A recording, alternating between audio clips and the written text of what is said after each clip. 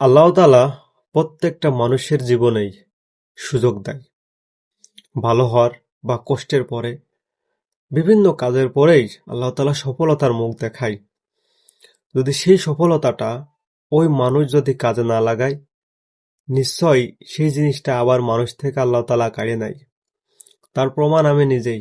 আল্লাহ তাআলা আমার কষ্টের পরে, অনেক কষ্টের পরে আল্লাহ তাআলা আমাকে অনেক সুযোগ দিছিল। কিন্তু সেই সুযোগটা পাওয়ার পরে আমি আবার অনেক খারাপ হয়ে গেছিলাম। যার কারণে আল্লাহ তাআলা আমার কাছ থেকে সেই সুযোগটা কাড়িয়ে নেছে।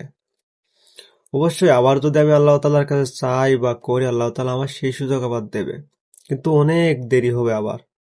এজন্য বলবো ভাই, যদি আল্লাহ তাআলা আপনার কোনো সুযোগ দেয়, নিশ্চয়ই আপনি সেই সুযোগটা হাতছাড়া করবেন না। সুযোগ পাওয়ার পরে আল্লাহ তাআলার ইবাদত, বন্দেগি, আল্লাহর তাওয়াক্কুল, আল্লাহর শুকরিয়া সবসময় করবেন।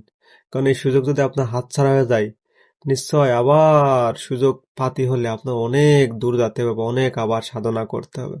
এজন্য যদি কেউ সুযোগ পেয়ে থাকেন, নিশ্চয়ই সেই সুযোগটা কাজে লাগাবেন এবং ধরে রাখার চেষ্টা করবেন।